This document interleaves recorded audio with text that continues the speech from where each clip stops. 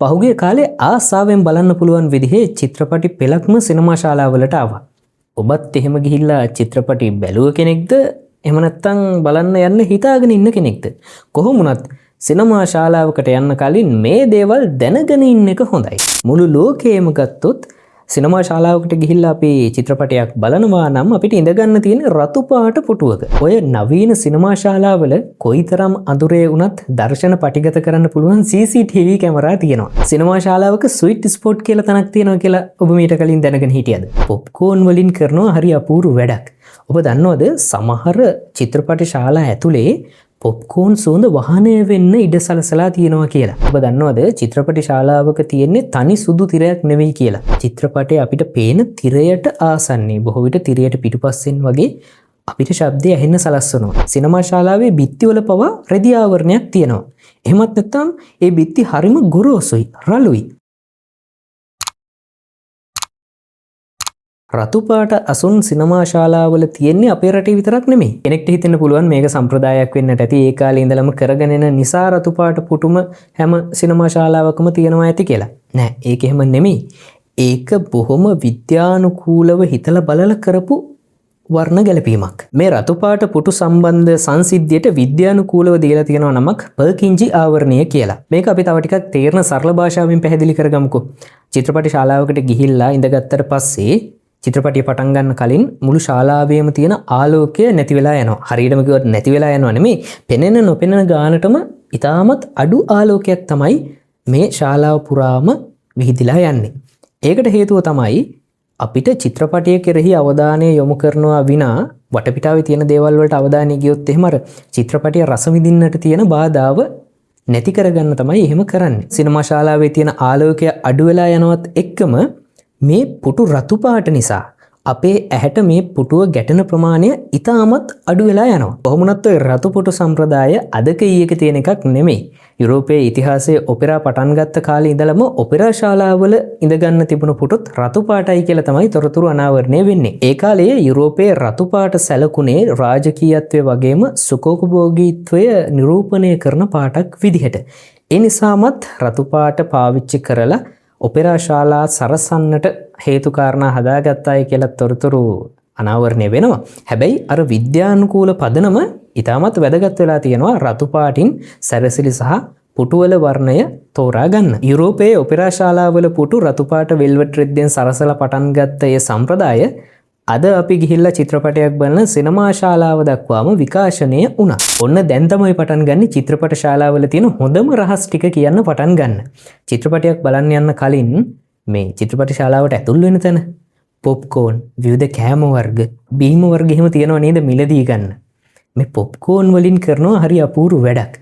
ඔබ දන්නවද සමහර චිත්‍රපට ශාලා ඇතුලේ පොප්කෝන් සුවඳ වහනය වෙන්න ඉඩ සලසලා තියෙනවා කියලා. ඒකට හේතුව තමයි පොප්කෝන් කියලා කියන්නේ මිනිස්සුන්ගේ බඩගින්න අවුස්සන්න පුළුවන් විදිහේ සුවඳක්. ඒ වගේම තමයි අර නිදිමත ගතිය නැති කරලා ප්‍රබෝධයෙන් චිත්‍රපටයට අවධානය යොමු කරන්නට පොප්කෝන් කියලා කියන්නේ හොඳ කෑමක්නේ. ඒක චිත්‍රපට ශාලාවකට ගියපු ඔබ අනිවාර්යෙන් දන්න කාරණාවක් වෙන්නට ඇති. කොහොම හරි ඔය පොප්කෝන් සුවඳ දැනිලා එළියේ විකුණන්න තියෙන පොප්කෝන් මල්ලක් මිලදී ගත්තොත් එහෙම ඒකේ වාසියත් ওই චිත්‍රපටයේ පෙන්වන්නට ඉඩ සලස්වලා දුන්න ඒක ව්‍යාපාරයක් කරගත්ත පිරිසටමයි.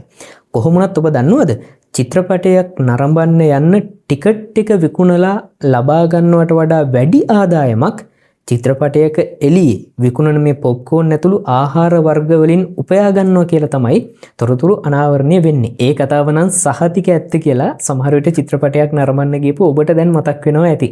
මතක් කරලා බලන්න ඔබ චිත්‍රපටය බලන්න ටිකට් එක මිලදී ගන්න ගෙවපු ගානට වඩා වැඩි ගාණක් ගෙවලා නේද චිත්‍රපටයේ නරඹන්න ඇතුළට යද්දි කෑම බීම ටිකක් අරගෙන ගියේ.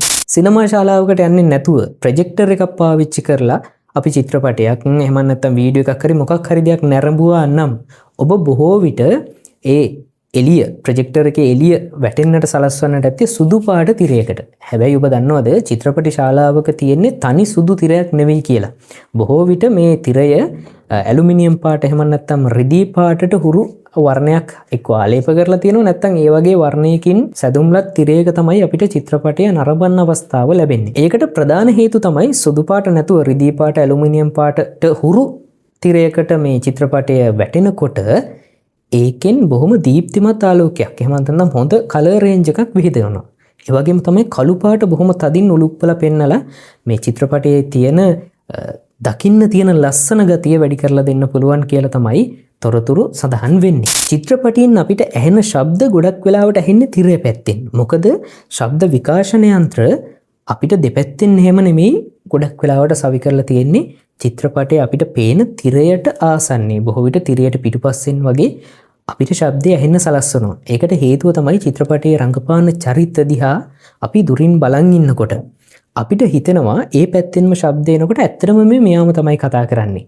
ඒ වගේ හැඟීමක් දනවන්න තමයි චිත්‍රපටයේ පේන පැත්තෙන්ම ශබ්ද විකාශන යන්ත්‍ර සවි කරලා තියෙන්නේ. එතකොට අපිට මේක මේ කෘතිම දෙයක් කියනවට වඩා චිත්‍රපටයේ ටික හිතට දැනෙන්න පටන් ගන්නකොට ඔන්න ඒ චරිත හැබෑවටම කතා කරනවා වගේ හැඟීමක් ඇති කරන්නට තමයි ඒ විදිහේ උපක්‍රමයක් පාවිච්චි කරලා තියෙන්නේ. සිනමා ශාලාවක ස්විට් ස්පොට් කියලා තැනක් තියෙනවා කියලා ඔබ මීට කලින් දැනගෙන හිටියද? ඔන්න ඔතන ඉතාමත් වැදගත් තැනක්. ඔතන ඉඳලා තමයි චිත්‍රපටය බොහොම අපූර්වට රස විඳින්න පුළුවන් කියලා සැලකෙන්නේ. ඒ කියන්නේ එතෙන්ට තමයි චිත්‍රපටය හොඳටම පේන්නේ.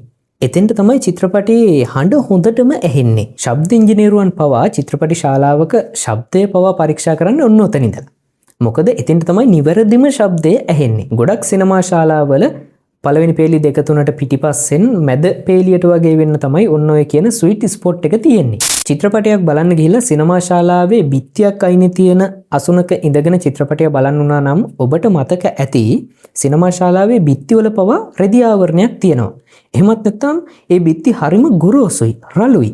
ඒකට හේතුව මෙන්න මේකයි. සිනමා ශාලාවක බොහොම මෘදු මතු පිටක් තියෙන, සුමට මතු පිටක් තියෙන බිත්ති තිබුණොත් අර චිත්‍රපටයේ නිකුත් වෙන හඬ ඒ සුමට එහෙමත් නැත්නම් බොහොම සිනිඳු මතු පිටේ වැදිලා ආපහු පරාවර්තනය වෙනවා. අපි කියන්නේ එකෝ වෙනවා කියලා.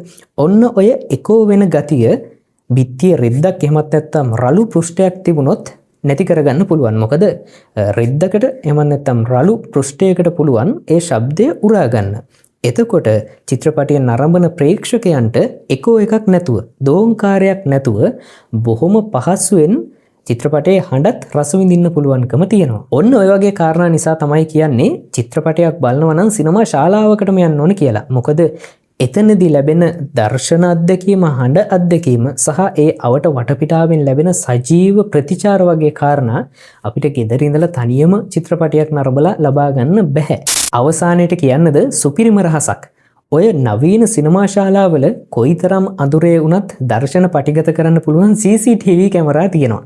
ඒක කරන්නේ නම් මේ චිත්‍රපටයේ නරඹන්න යන පිරිසට හානියක් කරන්න නෙවෙයි. ගොඩක් වෙලාවට ඒ තාක්ෂණය පාවිච්චි කරලා තියෙන්නේ අනවසරෙන්, හොරෙන් මේ මොබයිල් ෆෝන් එකකින් නැත්තම් පොඩි කැමරාවකින් අර චිත්‍රපටය පටිගත කරලා එහෙම නැත්නම් රූගත කරලා වෙන වෙන සමාජ මාධ්‍යයන් වල වගේ බෙදා හරිනවා. එතකොට අර චිත්‍රපටයේ තියෙන වටිනාකම නැති වෙනවනේ. ඔන්න ඔය කාරණාව අල්ලගන්න සහ ඒ කියන්නේ ඔය රහසේ පටිගත කරන පිරිස අල්ලගන්න සහ චිත්‍රපටය බලන්න එන ප්‍රේක්ෂකයන්ගේ ආරක්ෂාව වෙනුවෙන් තමයි ගොඩක් වෙලාවට මේ CCTV කැමරා සවි කරලා තියෙන්නේ. ඔන්න එහෙමයි කියලා චිත්‍රපටි බලන්න යන එක නතර කරන්න එපා.